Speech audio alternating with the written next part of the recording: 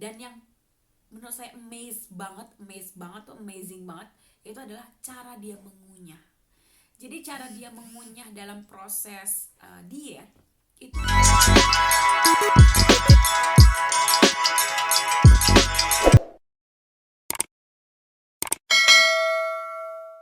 So, halo teman-teman semua, apa kabar teman-teman semua? Gimana kabarnya? Sudah beberapa hari tidak bertemu. Kembali lagi dengan keluarga Fitri bunga. Kembali lagi dengan keluarga kami. Kali ini saya ingin berbagi sharing dengan teman-teman semua. Kali ini saya mau membahas mengenai pengalaman hidup teman saya. Jadi teman-teman yang lagi ingin diet, ini perlu diketahui, saya udah beberapa kali mencoba diet gagal gitu ya, karena memang sebenarnya diet itu hal yang tidak mudah karena harus disiplin, dan sebenarnya juga pola makan pun itu em, tidak perlu dipermasalahkan. Sebenarnya kita juga bisa makan enak kalau kita mau gitu ya. Dan saya ini ngasih tahu pengalaman teman saya ya. Jadi ini dietnya dia ini adalah diet yang dia tuh berat badannya 130 kg, teman-teman. Jadi dia mempunyai berat badan 130 kg menjadi 70 kilo dalam waktu 1 tahun. Kok bisa? Nah, jadi memang dia itu pada saat berat badannya 130 kg, dia ingin hamil. Lalu karena dia ingin hamil, konsultasi dahulu ke dokter kandungan. Lalu dokter kandungan mengatakan bahwa dia tidak bisa hamil jika masih mempunyai berat badan 130. Jadi akhirnya dia harus ke ahli gizi untuk menurunkan berat badannya dia. Nah, pada saat dia pergi ke dokter ahli gizi, dia mendapatkan treatment itu bukan treatment bagaimana cara makan, bukan, tapi dia harus pergi untuk ke rumah sakit untuk sedot lemak ya. Nah, sedot lemak ini dia itu tidak mau seluruhnya, itu dia hanya ingin bagian perutnya saja. Nah, jadi akhirnya dokter gizi mengatakan kamu harus sedot lemak dulu. Nanti setelah sedot lemak kita prepare apa yang harus setelah operasi itu, pasca operasi apa yang harus kamu lakukan. Oke, jadi dia akhirnya mendapatkan termin untuk operasi, bukan operasi, sorry, sedot lemak itu kira-kira 6 bulan kemudian. Nah, pada saat dia disedot lemak, dia kira-kira 10 kilo dia pengambilan lemaknya gitu ya, karena bagian perut saja. Jadi bagian lengan tidak, bagian paha tidak. Jadi dia minta hanya perut, dan akhirnya pada saat dokter sudah mengeluarkan lemak-lemaknya yang di dalam perut, akhirnya berhasil terangkat 10 kg ya. Nah, pada saat setelah treatment pengambilan lemak atau kita bilang sedot lemak tersebut, dokter menyarankan untuk dia tidak boleh memakan yang berbau tepung. Nah, gitu. Jadi dia tidak boleh memakan kira-kira selama satu tahun yang namanya tepung. Tetapi kalau yang namanya gula, garam, terus kemudian dia mau makan nasi merah, nasi putih gitu ya, apapun itu dia boleh makan. Dan minyak pun dia juga boleh, rebus-rebusan dia boleh, kentang juga boleh. Tetapi ada hal yang memang saya lihat, yang menurut saya tuh bener-bener menjadi saksi hidupnya dia.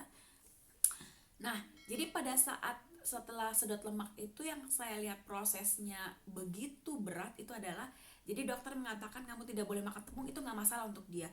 Tapi yang paling berat itu adalah bagaimana dia mengunyah. Jadi pada saat saya bertamu ke rumah teman saya, itu kalau saya datang saya selalu dimasakin. Nah, kalau dia masak itu tuh dia masak itu apa saja, mau ikan, mau daging, ayam, apapun dia tetap makan. Tetapi kalau saya ngambil makanan itu, saya kan mengambil makanan bisa 3 centong ya, nasi gitu. 3 centong nasi pun itu sekali makan, saya selalu nambah 2-3 kali gitu ya, bisa nambah 2-3 kali gitu. Pada saat sekali saya makan itu kan saya mengambil 3 centong. ya, 3 centong nasi, belum lagi ada lauk, belum lagi ada sayur. Teman saya itu cuma ngambil 1 centong.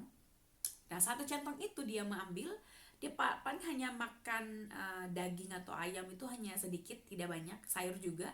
Dan yang menurut saya amazing banget, itu adalah cara dia mengunyah. Jadi cara dia mengunyah dalam proses diet itu adalah 39 kali. Jadi kalau misalnya kalian lihat saya makan, contohin ya, saya contohin dulu ya teman-teman. Oke, jadi ini saya ambil contoh makanan anakku ya, gitu. Jadi saya makan, saya ngambil 1 sendok gini ya, terus saya makan, ngunyah.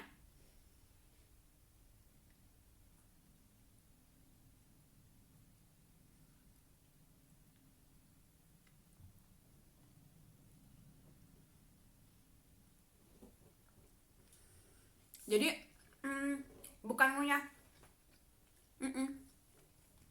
bukan begitu ya. Ini bukan ngunyah 39 kali dengan cepat, bukan. Tapi mengunyah rotasi ya, alur jam 12 ke 12 dengan perlahan. Jadi dia makannya perlahan 39 kali. Dan saya tuh makan 3 centong itu sudah selesai. Saya nambah 3 kali, selesai dalam waktu 15 menit. Dia itu baru selesai itu 2 jam. Gitu guys. Jadi itu yang paling amazing. Dia mengunyah dengan perlahan.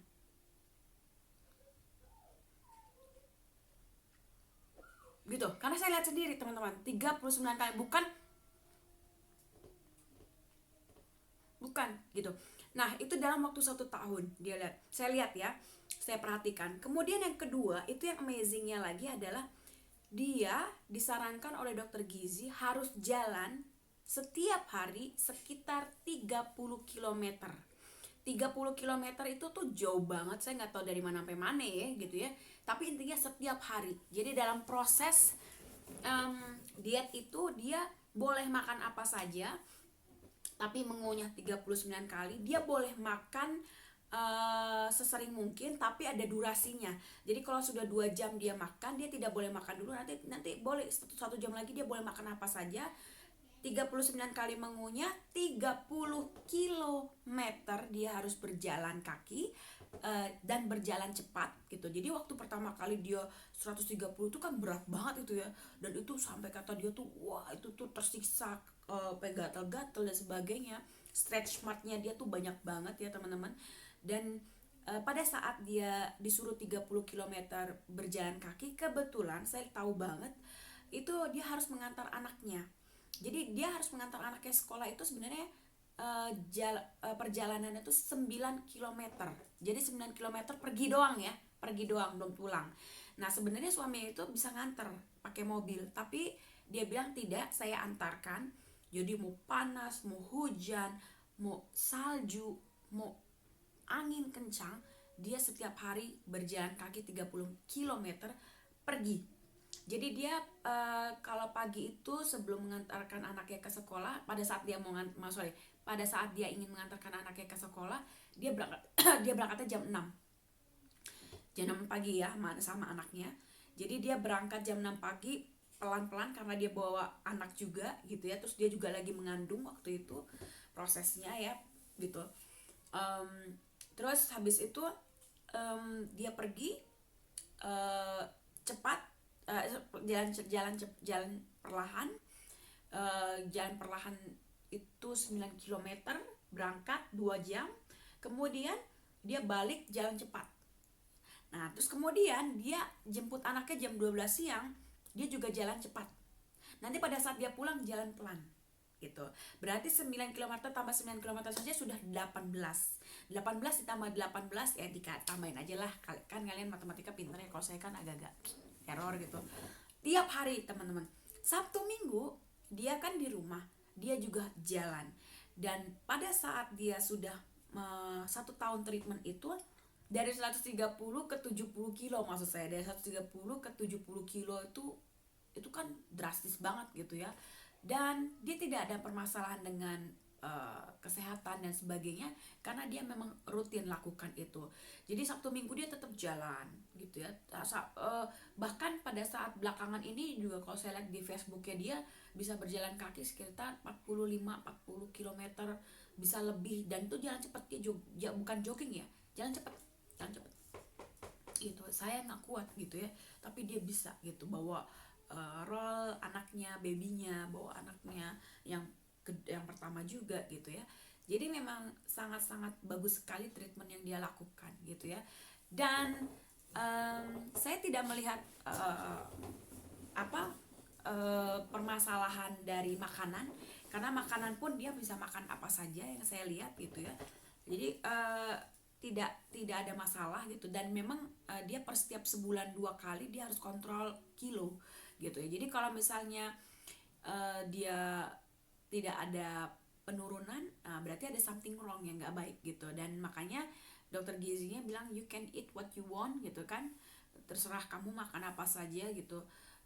Yang penting 39 kali ada durasinya, breaknya pada saat dia mau makan lagi gitu. Terus tidak boleh makan tepung, berarti kayak pizza, kayak noodle, spaghetti gitu, itu nggak boleh. Tapi daging apa, terserah, nasi, mau nasi merah, nasi putih, whatever, kentang juga nggak masalah gitu. Jadi kalau teman-teman ingin diet, itu alangkah lebih baik sih sebenarnya menggunakan ahli gizi, karena ahli gizi akan menangani dengan baik gitu. Kalau kita ingin melakukan sendiri boleh juga, tapi lebih baik juga tidak menggunakan medikamen ya, jadi tidak menggunakan obat. Karena rekan seiman saya ini dia juga tidak menggunakan obat, jadi benar-benar pure ya gitu. Cuma konsisten, disiplinnya itu keren banget gitu. Dan 39 kali dia mengunyahnya itu sampai sekarang tuh saya lihat itu tuh selalu dilakukan. Cuma apa problemnya? Nah, problemnya cuma satu. Jadi pada saat dia sudah melakukan treatment itu dan dia sudah menurunkan badan dengan baik, sangat drastis, akhirnya dia ininya tuh, kulitnya dia tuh grembyang gitu ya. Jadi kayak nenek-nenek gitu, grembyang. Perutnya juga lemak-lemaknya itu pada grembyang. Dan akhirnya dia sekarang lagi proses untuk termin operasi pemotongan kulit gitu ya. Jadi yang saya dengar seperti itu.